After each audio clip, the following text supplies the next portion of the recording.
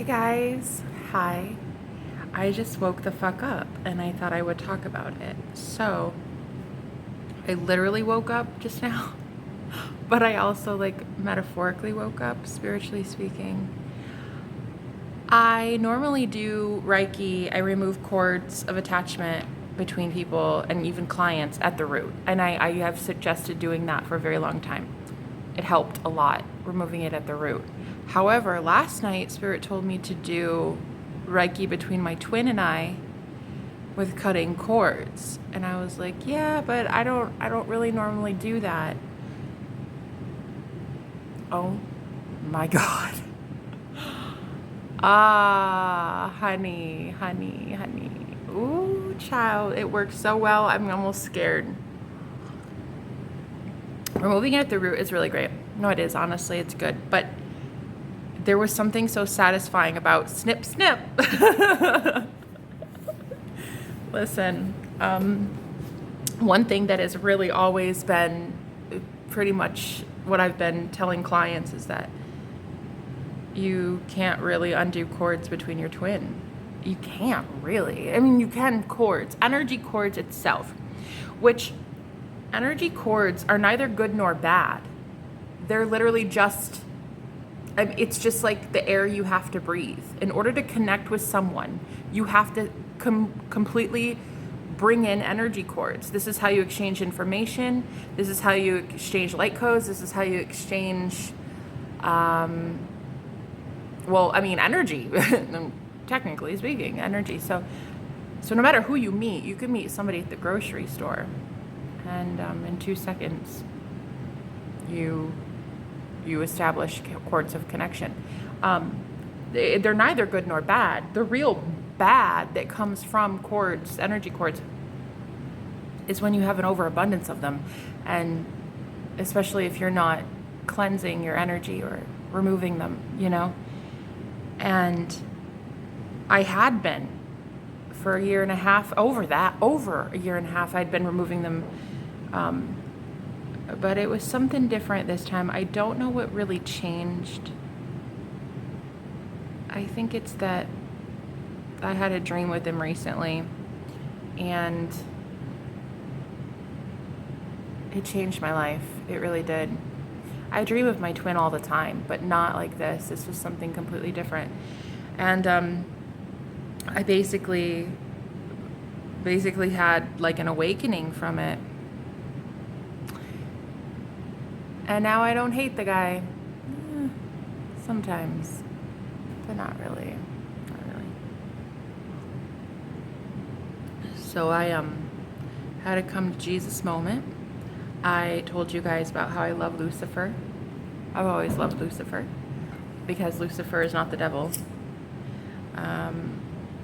Anyway, that was one thing that coming out of the spiritual closet, that's pretty much like you solidifying and doubling down on your spirituality versus religion. Like, that's basically me right there in a nutshell, going against everything my family ever stood for. So when I talked about how I believe Lucifer is not the devil, he is very much just the Lightbringer, the truth, the one that brings knowledge. And I actually have my beliefs that they're all one. We're all one. Everything in the Bible is one too. So Jesus, the serpent, Lucifer, it's quite blasphemous, I know, but I don't really care what it is. It's my truth, and that's what I believe. So I had a lot of downloads after I did this with my twin. It was like, oh my God, there was so much beauty between us. The telepathy came back. We hadn't been speaking telepathically to each other in years, at least not anything good that I could decipher. It was always just hatred, vile contempt towards one another. And I hated him, and he hated me. And it was just, that's how it'll always be. And then this dream the other day. It was after I did a spell.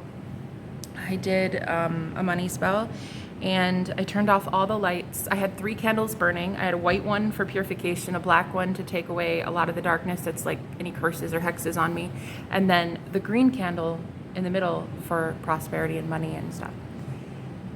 And I turned off all the lights. And it was about 10 o'clock at night maybe. I turned off all the lights and I started dancing. I put on my headphones and I just went to town. I started dancing. And it was very rhythmic. The way that I was behaving, I don't know how you would say it. Anyway, the way that I was interacting with the universe, it was so profound. It was like my intentions. I didn't dance to have fun. I didn't dance for a workout. My intentions were, I'm going to clear energy and I'm going to tell the universe what I demand. And it was so profound. It was like, you know how most people think that the universe is controlling us? Well, in a way, I saw the opposite is true. We are powerful creators and we control all of it. I mean, and I know that a lot of people, they would hear something like that. They'd be like, wow, how dare you? That's so blasphemous again. But it is true. I started recognizing my part in it all, the whole grand play, you know. I started dancing and a lot of the moves I did were very symbolic. And it was like, just, you know, completely alone in my apartment, and it's like there's no one watching, you know, it's just you and the universe, and it's its own spell. And then being in the candlelight was its own spell too. It was like it was just so liberating to me. It was like I was recognizing for the first time again, I'm a witch. Because I had been under some sort of illusion for a very long time because of the hatred that was coming from him. But it's no different than the hatred that was coming from me to him. So I don't blame him. I don't blame me. I just blame ignorance and I blame unenlightenment. You know, we all live under the veil of consciousness. I really can't blame anyone, really. I don't want to blame anyone. I just want to take my power back. And that's what I'm going to do. So I did this spell. And then I went to go rest and relax in the recliner just to like take a breather. I freaking fell asleep. The next thing I know, boom, I'm in a lucid dream with him. That's how potent the spell was. I guess my money was tied up in that, because if your intentions are set for abundance to come in and you have a dream with your twin flame, it is indicative that there is a correlation between them and your money. So I saw him in the dream and I saw him as a totally different person. There was no hatred, no bitterness, no shame, no guilt, no fuck you, no I hate you. No, it was nothing like that. It was like he was a human being and he was the most beautiful thing I'd ever seen in my life. He was truly the most beautiful creation I had ever seen in this dream. And it was so real too. It was so lucid. It was so lucid. He had a group of friends by him, and he's a musician, so he was in a band with all of his friends, and I was waiting outside the waiting room. There was like this, you know, there's the band room, and then there was this spot that people, I guess, wait or watch or view. I guess you can view the band from like this record. It's like a recording studio, and then there's like a sitting booth, you know? And so I was outside the band room, and I knew that I was going to talk to him, and I knew that it was me willing to do so. It wasn't him approaching me this time, which is normally how it was. Before, he would always show up in my dreams. But anyway, so all of a sudden his friend comes out to greet me. And I don't remember how he got there, if he knew I was there, if I called on, I don't know. But his friend came out to greet me, and he's like, wow, he's going to be really excited to see you. And I was like, how much longer? Like, is he almost ready? And he's like, yeah, but if I go back there, I'm not going to tell him. I'm not going to tell him that you're here because I don't want him to get mad at me. Like, I don't know why. I don't know why, but this guy was like, please don't tell him it was me. So he implied that he was going to go back and tell him to grab a water or something, and then he would see me in the waiting room. So he went back to the band room, and that's when he opened the door, I saw the band, and I saw my twin playing the drums quite horribly. Yeah. And again, what's really funny and coming through is like when I was dancing, I heard the word rhythmic when I was just channeling it just now. And it's weird because the drums, he was playing the drums, which again, very rhythmic. And anyway, I saw him get up, open the door, and come out to the waiting room. And he was kind of shocked, but not like, oh my God, there was nothing like that. It was just like the most comfortable feeling. And I was like, wow, so you're on drums now, huh? Not very well, may I add. And he's like, do you want to go outside and talk? So I was like, yeah, there's like a whole bunch of random men in here. Yes, well, let's go outside. So we went outside, and I don't know, there was some straggler. This dude has like a freaking paparazzi problem or something, because even in the dream, we couldn't get rid of everybody. We couldn't have everybody leave because one of these guys like followed him out there. I don't know. I think it's indicative of a lot of energy vampires around us both, really, energetically speaking. And I went outside with him, and I remember I saw him. Like I saw him, not like this demon that I have told everyone he is, not this like asshole that sends the trains and the black magic and the flies, but I saw him, just him, just a normal guy,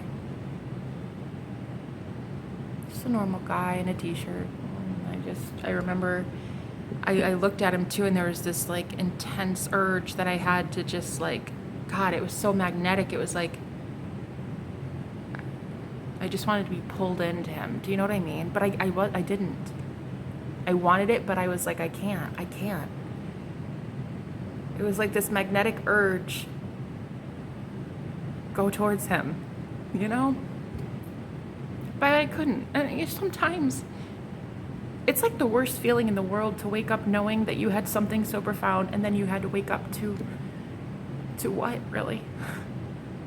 So anyway, he was there, and I said,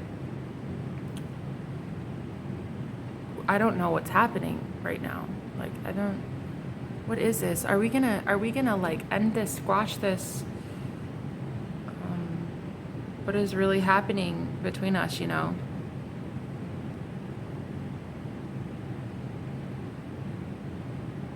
And I just remember, I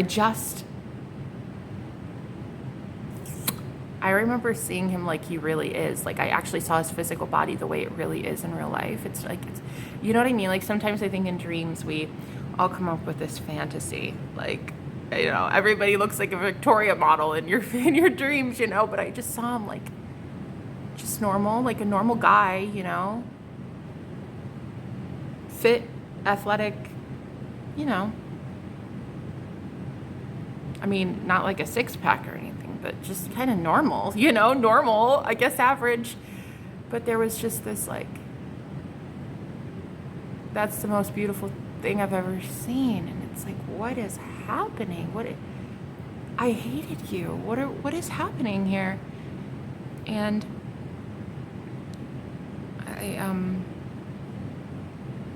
I basically said, I'm not going to curse you anymore. I'm done cursing you. I love you. And he heard it and he was like, what? I was like, yeah, I love you. And he was like, nuh-uh. And he like literally had to lean over. He put his ear in my face. He's like, I'm sorry, what did you say though? And I doubled down. I was like, I love you. And then we kissed. It was, I don't know. It was like a farewell kiss kind of, but it was like a, let's call it truce, but it was like, this is the truth. This was the truth all along.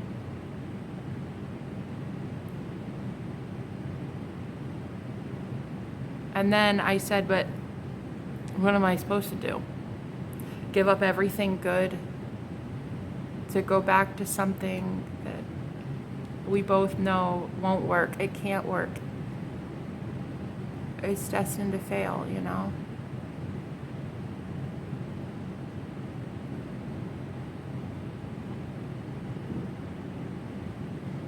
And then I woke up, and that was after a candle spell. And then I spent the next 24 to 48 hours trying to really avoid my problems by thinking about others and their problems, which is always good as a reader. Throwing yourself into readings and stuff is nice. Gives you a nice little oasis away from your own thoughts, you know. But the truth still is there.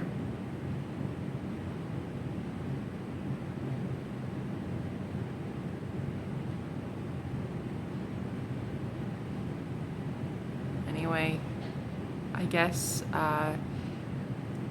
that's why I felt so compelled to admit out loud, like, who I truly am.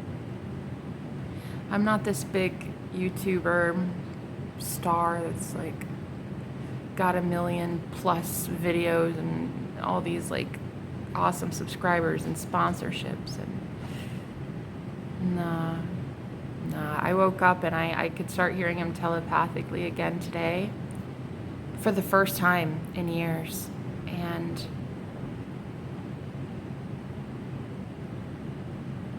I remember I said, I don't want to be worshipped.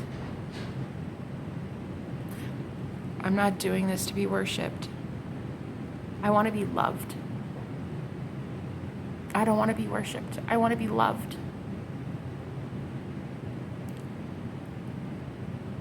And that's the whole thing about Lucifer and why I felt like I wanted to talk more about Lucifer, because it's really ego, you know, distortion. It's really this vanity within all of us that we want to be worshipped in a way. We want to be known and seen and recognized and heard. I mean, yeah, of course. That's why people want to be famous. That's why anybody wants to experience fame. Not everybody. People genuinely want to experience fame because they really want to have an outreach and they want to help people. But that's not why I was doing it. And so he and I were mirroring the same energy of, we weren't validating ourselves and our own pain. So we wanted others to do that for us, and we thought that somehow being worshipped by the world, which is exactly something Lucifer would do, was, I mean, that was the whole thing in the book. Technically speaking, that's how Lucifer got this whole, I think, bad rap by religion, in that he wanted to exalt himself above God. Well, if God is love and love is God, then he wanted to, basically be above love, worshipped as love, even though it's vanity and selfishness, really. So I said, no, I want to be loved. I don't want to be worshipped. And I feel like with my twin flame, that's what would have happened. We would have created, with two minds of the same caliber, we would have created a reality where we would have forced people to love us. We would have. We're both magicians. We know how to manipulate the environment. We're very good at that. We would have created in that reality exaltation of our own ego. But that's not what I want. I want to know the deeper truths.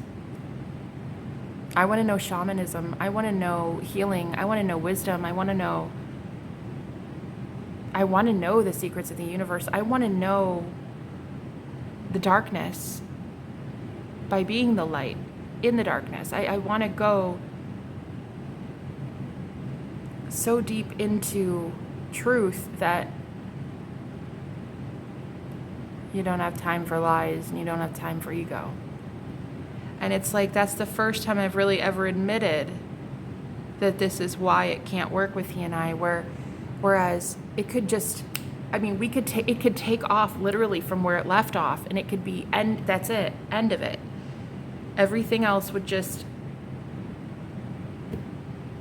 become consumed and burn up in a fire.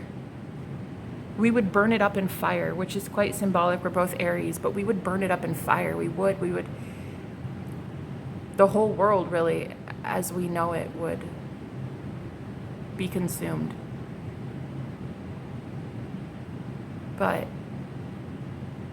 I don't want that. I don't want that craziness. I don't want that chaos anymore, and we really truly are both Aries, which very much ruled by Mars, all about war, masculine energy. Both of us together, so headstrong, we would have destroyed the world, it feels like. Together, we would have created so much pandemonium. And I know that sounds kind of far-fetched, and it sounds kind of like egotistical to think so highly of yourself that you could do it, but I know who I am, and I know who he is, and I know he would have done it. I know what my energy given to him would have done, and his energy given to me. I know what it would have done.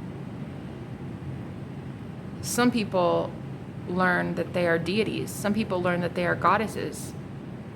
I've had clients that tell me they've been alive 50 million years. I've had people tell me that they were a goddess in a past life, like an actual goddess that is worshipped here in this lifetime by people. So when you know who you are, there's no going back from that. It might sound a little crazy to most people who don't yet know, but I know, and I know what we would have done. And it's the hardest thing I ever had to do, to walk away from him consistently, and especially after seeing him, and it's just beautiful, like in his divine essence of a man, of a human being that is just love. I saw it in a dream, kissed him, and I still had to wake up and know that I can't have this. There tends to not be anything more devastating to a human soul than seeing the one that you've wanted for eternity and have to turn it down. There's nothing, I'm telling you, there's nothing worse. And it's like,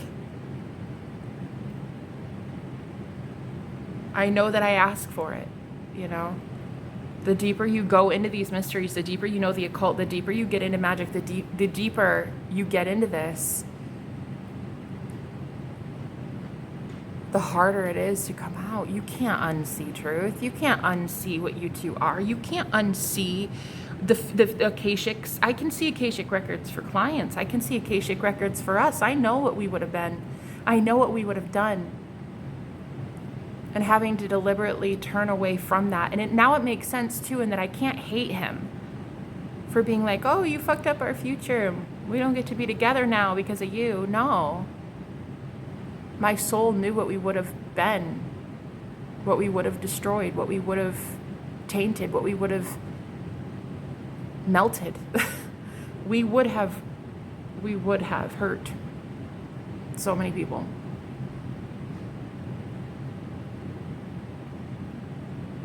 It would have been a disaster, really, truly. Feeding the fiery flames. We would have added so much fuel to each other's already distorted sense of ego, self-worth issues, self-esteem issues. We would have killed each other's soul, and then we would have killed the whole world's soul. And I knew that. I guess intuitively, not consciously maybe yet, but now I do. And when you know better, you do better. So I'm doing the hardest thing that I've ever done in my entire life. And this is coming from a girl who left her entire family and a husband and her 2 pets behind in her old life. I left everything, and this is the hardest yet.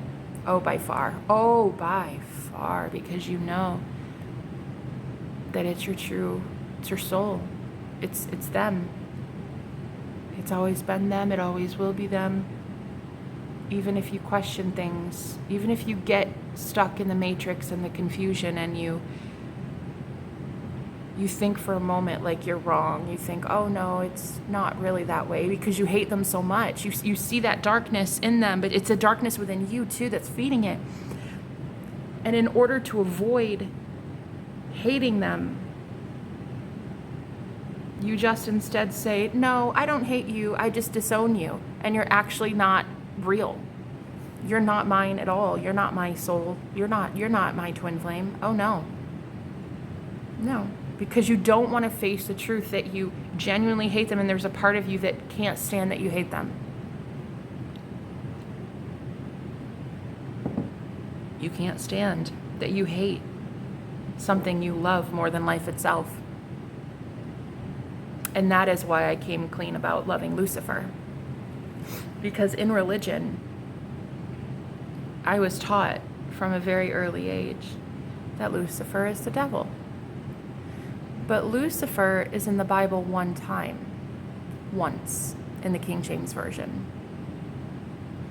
which is really where all the other versions came from, really.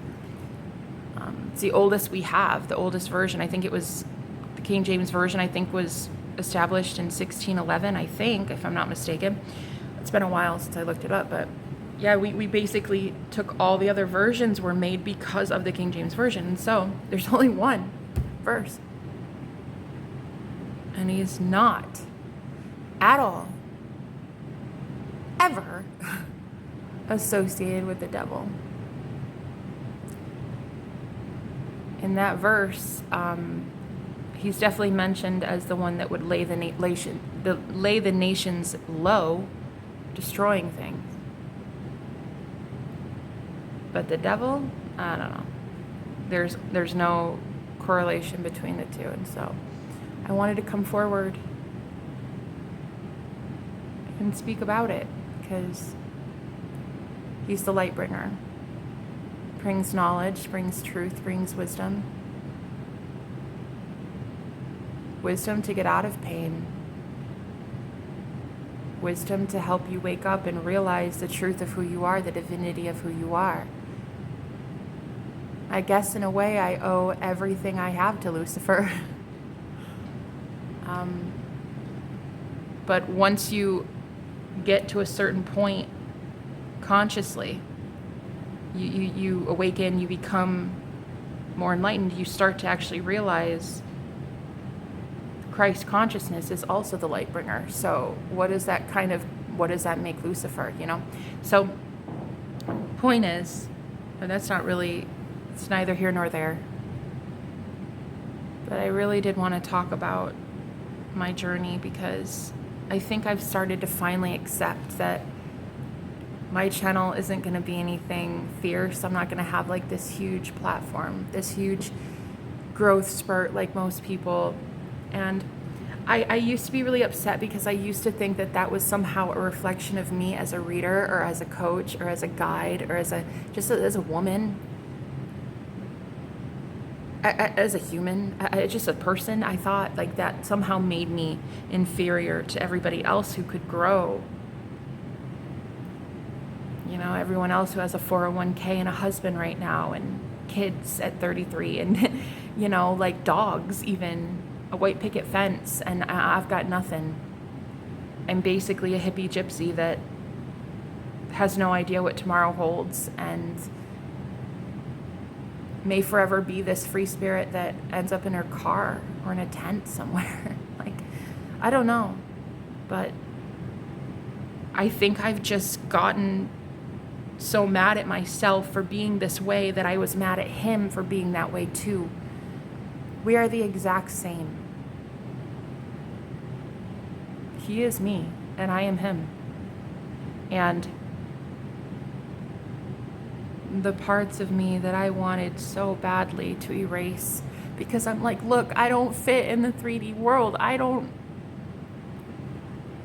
Nothing is working for me here. And I hated it. I wanted to change who I was to fit in this world. I stick out like a sore thumb. I mean, I can literally go to the DMV and like I get everybody staring at me like I'm somehow an alien with 15 heads. And I'm like, I didn't like the part of me that was different. That was weird and mystical and talked about shamanism like it's just, I don't know, like it's just a normal day. And I talk about spells like it's like, I talk about spells like I ate a bowl of cereal, like it's nothing. Oh yeah, I just did this today, guys, and then I did this ritual and that and that. I didn't like that part of me. That's why I ran away from magic for a really long time. I still have my candles, my crystals, my oils, tinctures, my herbs, everything, but it's like I didn't want to do anything in magic. And so the 3D reality showed exactly what I was afraid of. Loneliness, poverty, not taking my power back.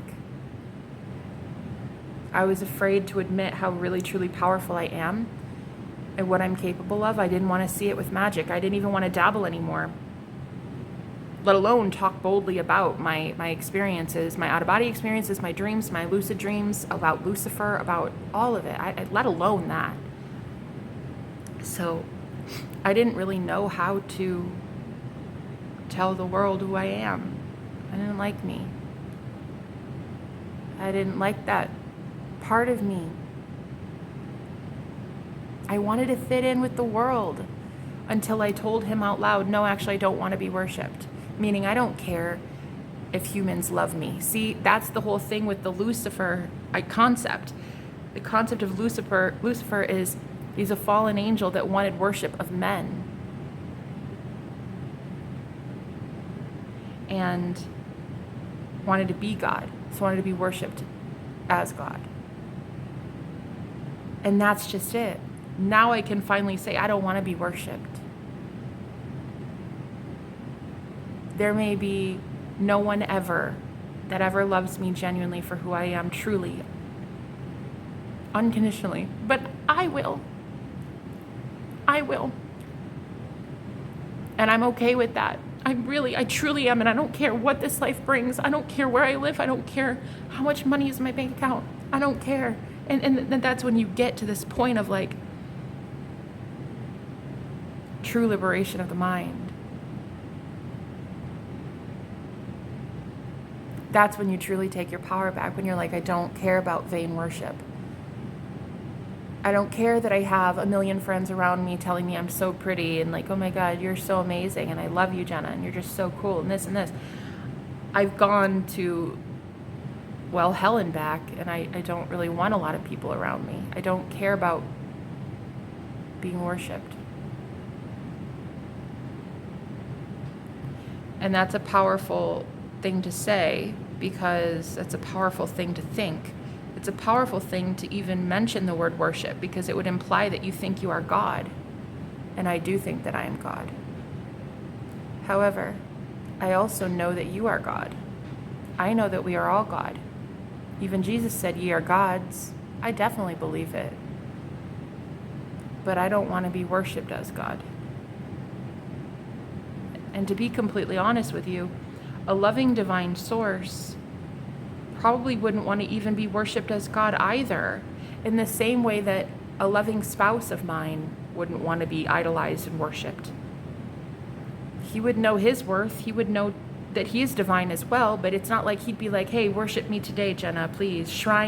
Put a shrine on. I know, though, that it sounds berserk to talk about this stuff because a lot of people don't even know yet that we are gods. This is what really freaked me out, was having to deliver this message before most people would agree with me. I feel like I'm way ahead of my time in this. Way ahead of my time. And it was scary. It was really scary. But I'll tell you what's scarier. Hiding who you really are. I'll tell you what's scarier. Only giving 50% into anything and always failing.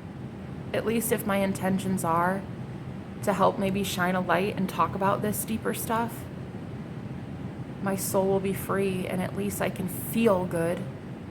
I might not have the 3D reflect more promise of hope and prosperity and stuff, but at least I won't be at war with myself anymore. I might be at war with 8 billion people who think that I'm a witch and come at me with pitchforks, and how dare she even suggest that she's God. But that's no longer my problem.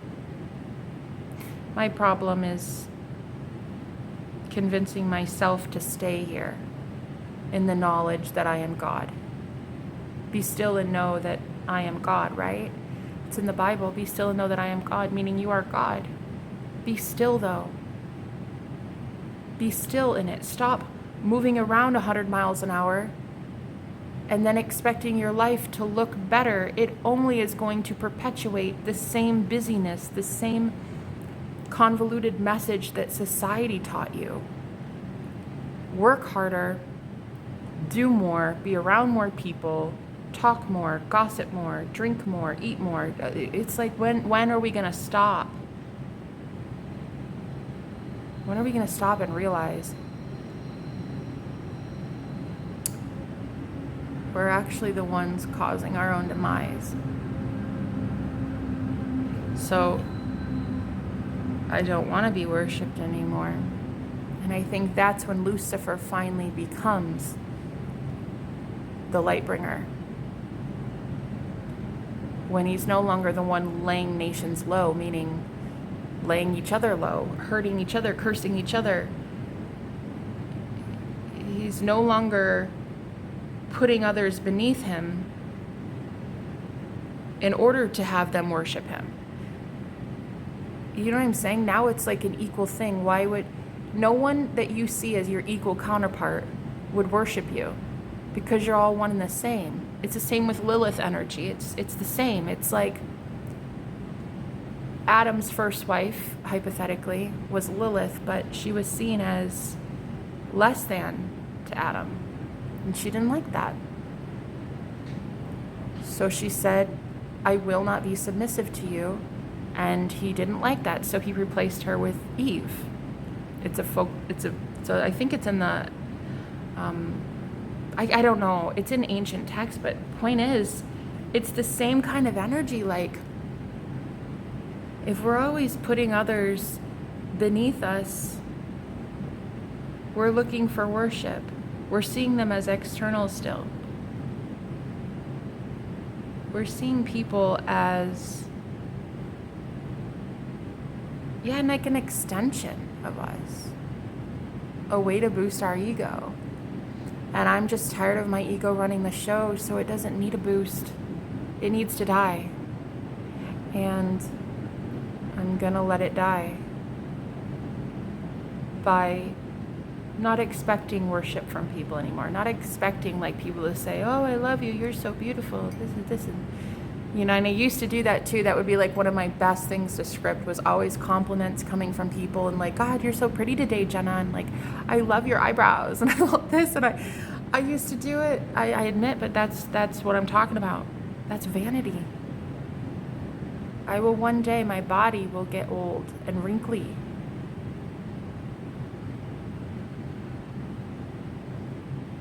And I will still be beautiful. I will still be light. I will still be God. I will still, even if no one's complimenting my looks, I'll still be worthy of having them compliment my looks. But I won't want them to. And I won't care. Just because you're not receiving love from people doesn't mean you're not worthy of it, you know? But there's the problem in chasing the compliments and chasing that love. Chasing love is codependency. It's the runner-chaser thing, you know? And that's the twin flame journey for me up to this point, was runner-chaser, runner-chaser, runner-chaser. And I don't have to chase love anymore because I know I am love, I'm worthy of love, and it doesn't matter what my 3D results show. I'm always love. And I will always be loved, no matter what I say, no matter what I think, no matter how outlandish it is to claim that I am God, I am still loved. And this is when you stop the chaser, the chasing dynamic. I'm not chasing love anymore. I don't need anybody to tell me I'm beautiful. I just know I'm beautiful. I don't need anybody to tell me, I think that you're such an amazing reader. I know I'm an amazing reader. And that's when you fully surrender and you say, oh, I was chasing subscriber count. I was chasing my twin flame. I was chasing love. I was chasing money. I was chasing all this stuff to fulfill me. And that's when you can finally sit in the present moment where you are and say, this reality I have made for myself is real. Sadly, an eviction notice that is very much all too real. It's because in the 3D, I just woke up. So if you just wake up, you need to have the 3D kind of purge that stuff out. So I haven't yet been able to bring the new into the 3D. It's still kind of like transitioning. Do you know what I'm saying? I'm still kind of going, I'm going to see the fruits of my labor soon, but I have to stay consistent in my good thoughts now. But because I was so negative and hating him and cursing him and him cursing me, this is what this reality represented. I can shift and get out of it, and I'm going to. But I have to first acknowledge that this is the reality that I created for myself. So I don't need anybody anymore to tell me I'm beautiful. And if a 401k is what makes someone successful, then I'm not successful. If having a husband and a ring on your finger somehow proves the validity of your worth, then I'm not worth much. But I know that I'm worth everything, so there must be a truth that's deeper than put a ring on it. There must be a truth deeper than that, more profound than whoever's on my arm makes or breaks me. Whatever's in my bank account, it's a moot point. It's ignorance to think that that somehow defines me. How much I weigh and what I see on the scale every morning, that's fucking ignorance. How many friends I have worshiping me, that's fucking dumb. All of it's dumb. All of it's dumb. And I just woke up. And I think the most profound thing I'm experiencing is how nice it feels to know that he doesn't hate me. He's not cursing me anymore. Because I'm not cursing him. If you are a mirror to each other, if you are true twin flames, even if you're not true twin flames, the outside reflection of anybody else is also still a mirror of you. It's a reflection of you. It could be John Doe down the street, and it's still the same. If you curse them, they're cursing you. Judge not, lest ye be judged. What does that mean? Don't judge them, because you're judging you. Judge not, lest ye be judged. Judge not, or else you will be judged. Because you're judging you. Oh, wow, she's got some really ugly shoes.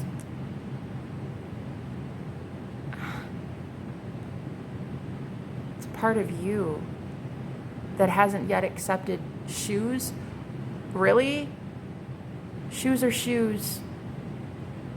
Be grateful you have them to cover your feet so you don't have blisters. You know, it's such an enlightening, profound moment in my life, and I was afraid to be here alone. I didn't want to wake up. I wanted to stay in the matrix where people could boost my ego. And I could have my ego fed by having people randomly come up to me. Oh my God, you're so beautiful today, Jenna. I really love you. Like, oh my God, let me chase you and desire you, and have men fighting over me. As much as that was fun, I don't want men fighting over me. I don't want people like throwing themselves at me. I used it as a way to boost my own ego. I don't want to be worshipped. I want to be loved.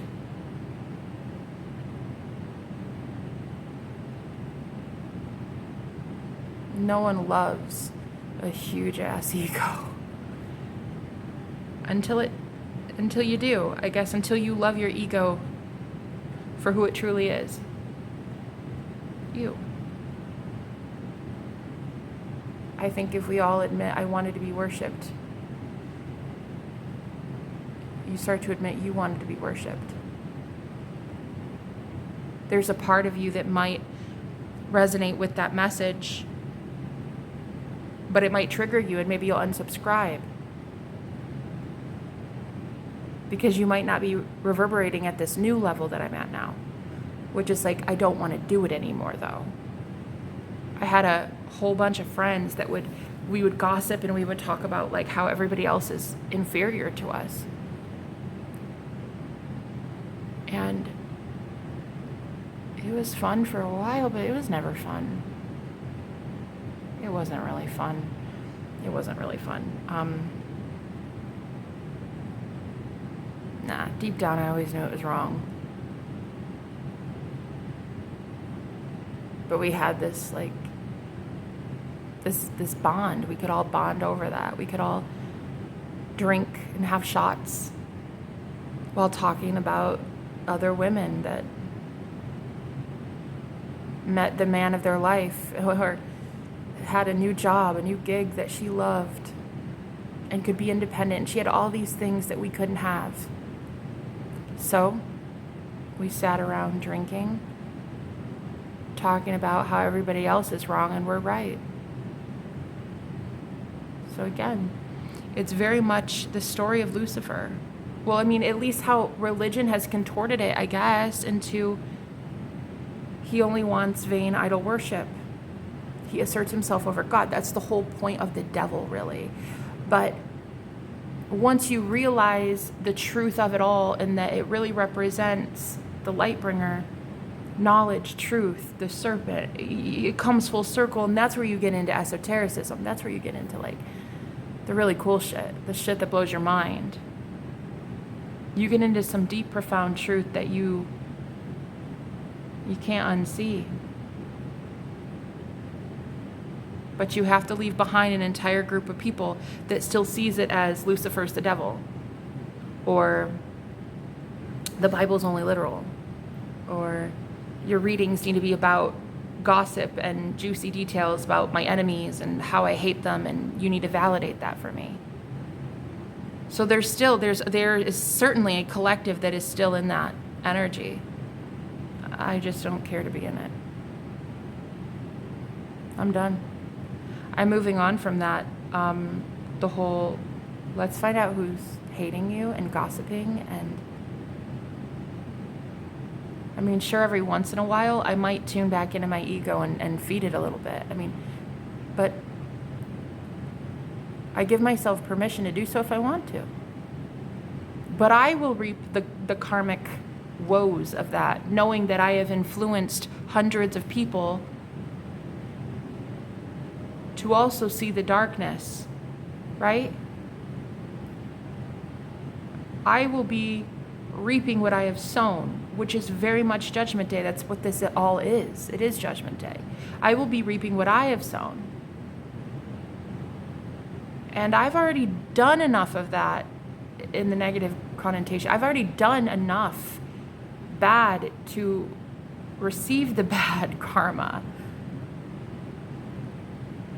I don't want to do it anymore. I want to get out of it. I've been wanting to get out of it. That's why I stopped drinking. That's why I don't smoke anymore. I'm not saying there's anything wrong with smoking weed, but like in balance, you know? It's why I stopped eating fast food and doing like really, really toxic shit. But I was like, where the fuck are the results? Like, I left everything behind. So why is my life shit? And it had everything to do with the fact that I was still hating the part of me that society would have rejected.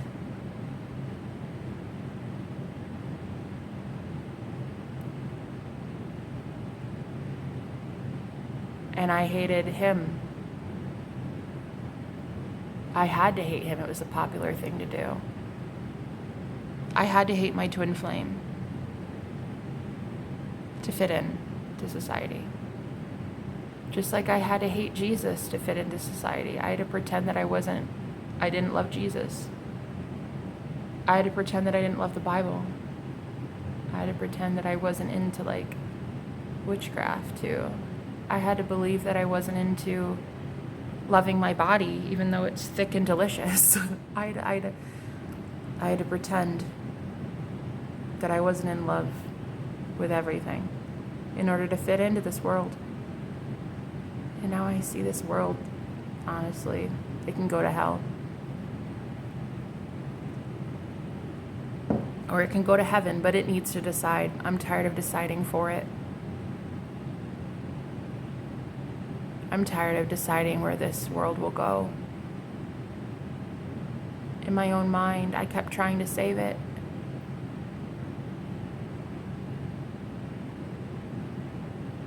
No. You save yourself. Save yourself. I don't have time. I don't have time to save you. I don't care to anymore. I think one of the biggest revelations that I saw was even seeing I don't care what happens to my twin. Like, it's such there's such an indifference anymore. It's like there was the whole hate him, hate him, hate him. Then there was, I feel indifference. I don't care what the fuck happens to you. And then there's, okay, well, maybe I could try to see you differently in my head. Maybe I could hear it in my mind. You find healing. You find prosperity. You find your soulmate. You find healing. You know, you get healthy. You get sober. You get clean. Like maybe there's like a transition phase in the whole indifference camp. And it takes a minute in indifference. It does. It takes a minute there. Being like, I don't give a fuck what happens to you. Not my problem. Get out of my life. You stay there until you can detach your emotions, until you can remove the energy cords, until you can say, I'm at least done cursing you. I don't love you yet, but I don't hate you. I'm just going to sit right there in indifference. I'm going to stay in neutrality, and then that's it. So you can love you. And then after you've loved you enough to heal yourself from narcissistic abuse that has not only been coming from them, but it's been coming from everyone, because you were that one perpetuating that truth. So it was reflected in the 3D from everyone. Once you love yourself enough to say, okay, well, I love me now. And if I know love enough to know that I am aligned with Source and we're all one, then I don't want to hate you anymore. I would want you to be blessed. I would want you to find your 10 of Cups. I would want you to find your soulmate. I would want you to find miraculous healing and spontaneity and joy again. I would want you to find that, even if it's not with me, like, because that's what love would do. Love would let go, and love would say, it doesn't matter to me if we're together. I love you regardless. Love has no agenda, no expectation. There's no expectation anymore for my twin and I. He's beautiful. And every time I've talked about him over the last 3 years, it was never with the word beautiful. No one has ever really heard that word from my lips in the same sentence as my twin flame. They always heard he's the devil, he's sending me black magic, he's a narcissist, he's an asshole. That's all they ever heard. But he's the most beautiful thing I've ever seen. I love him. And I think that he is just as much God as I am. And I think you are just as much God as I am. I think we are all God. I think we are all God. All of us. I think the tea I'm drinking right now is God. I think everything is God. I think everything is good. I think everything is love. They're all the same. And because of that, that's why I can tune into magic so easily. That's why I can be okay with knowing that my tower is crumbling. My world around me, my 3D environment right now, yeah, looks to be going to shit, but honestly, it's still love. I know that I'm going to be taken care of. I know that I'm going to be provided for. And it's still love, you know? Even the bad that is happening is still love. That's why I can tune into magic. That's why I've been given the keys to the kingdom.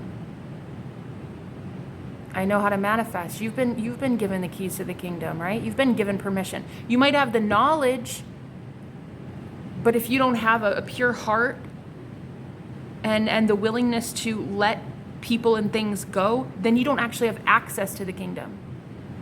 You might have the knowledge about what the kingdom looks like, what it feels like, what it should be like, because you're seeing other people go and enter it, right?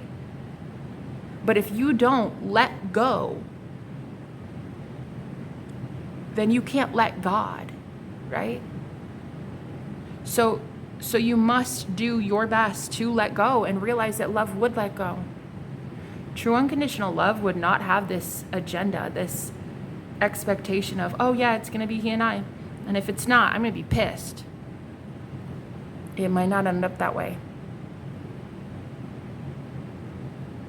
I've never been more in love with anybody in my entire life than my twin flame. And yet we might not even ever be together, ever. In this lifetime, in the next, I don't know. Because I think about it and I'm like, well, if I meet a soulmate, I'm going to invest a lot of time and energy cords between a soulmate and I. I may never be with my twin flame again, even in the next lifetime and the next one and the next one, because we'll have created so many energy ties between me and this soulmate, whoever it is, that we'll just find each other naturally in the next lifetime and the next one and the next one, because it'll be such a heavy pull, a magnetism, you know? So it's almost like I have to be okay with thinking this is it. I'll never see him again.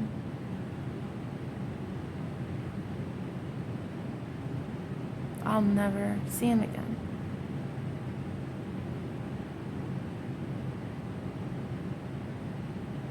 And I think that it's devastating. It is. It's more sad than happy, but you get to a point where you're like, there has to be a reason that I should feel good about it, because I have to feel good again one day. And so if I have to feel good again someday, let that day be today. And how do I get there? Well, maybe the fact that I never see him again is good, because maybe I can instead, in my mind or in my visualizations or in my meditations or my scripting, I can say, he's so amazing, he found his soulmate. He knows true, pure, unconditional love. He's a drummer now. He was a guitarist, but now he's a drummer. He's out there healing people with his music, which is the most beautiful thing I've ever heard in my life, to be honest. He's out there saving people because he saved himself. And when you get to that point, you realize the true twin flame journey, it's about surrender. Because you are them. Holding on to anything dead, spiritually dead, it's only poisoning you. It's poisoning your well. You think you're hurting them and that they deserve that wrath of yours for ghosting you or abandoning you. You think that they deserve that. But you have no idea that if they truly are who you claim they are, a twin flame, they're a starseed too, they're a healer too, they're a light being too, they're pure God essence too. You're cursing them, that shit's bouncing right back onto you, so congratulations. You just cursed yourself. No one to blame but you. So, letting go and finally saying, it was the unpopular thing to do to love you. To be out loud in front of the entire world saying, I love the man that killed my soul. I love him. I love the man that hurt me like that. It's an unpopular thing. So many people would say, wow, here she is condoning that abuse. I never once condoned it. Never. I've been helping so many women leave toxic relationships. That's how much I don't condone abuse. But I do love the sinner, not the sin. So, things have changed for me a lot in only 24 hours. In the last 2 days since that spell, I mean, it's mind-blowing to me what has transpired in my life. And it's, I think, only to get more intense. And I was just so scared to be like this because I'm like, well, now I stick out like a sore thumb. And now I don't know what the hell my life is going to be. I don't know where I'm supposed to go. I don't know what I'm supposed to do. I don't know anything. I don't even know me.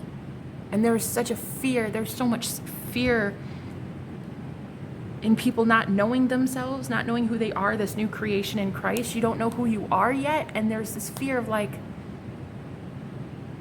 how do I act? What do I say? What do I do? What do I do for a living? How do I make money? Where do I go? What do I enjoy? Where do I travel to? Even my taste buds have changed. Everything has changed. And there's a fear that we all have in waking up. It's like you're gonna be the oddball. You're gonna be the one that is like not understood. And that's true in one group of friends or in one company, you know? I mean, I don't know. I talk out of my ass. I think that right now as I'm saying it, I'm like, I don't know, maybe there isn't anyone who would ever resonate with me. Ever. Maybe at an hour and 3 minutes into this, I'm the only one that's here, attentive, listening. But maybe, just maybe, by me being this different, one day, somebody will be like, girl, I made it an hour and 3 minutes because I love you. I made it an hour and 3 minutes because you're speaking my story. That's when it will all be worth it. And that's when I will realize I didn't do this for worship. I did this to be loved. I did this so at an hour and 3 minutes, somebody could be like, I get it. I love you for who you are. Because if this is me authentically, 100%, transparently, like, honest to God, who the fuck I am, if nobody ever makes it an hour and 3 minutes, at least I can say, I am proud of me. I don't need a million people anymore liking and thumbs upping and sharing my content. What I need is one person to love me. And how can I be that one person that loves me if I don't even know what it's like to be authentically me? If I'm only ever showing the world 90% of who I am, I can't expect the world to love me unconditionally. You have to take off the mask eventually. I'm a witch that loves Jesus, and also Lucifer, and also Buddha, and also Goddess Kali, and also myself, and also my twin flame. I love everything. And though it's a little alarming, I think to a lot of people, it's not alarming to me. It's the most refreshing and glorious moment of my entire life. I love you guys, and I thank you for being here. Bye-bye.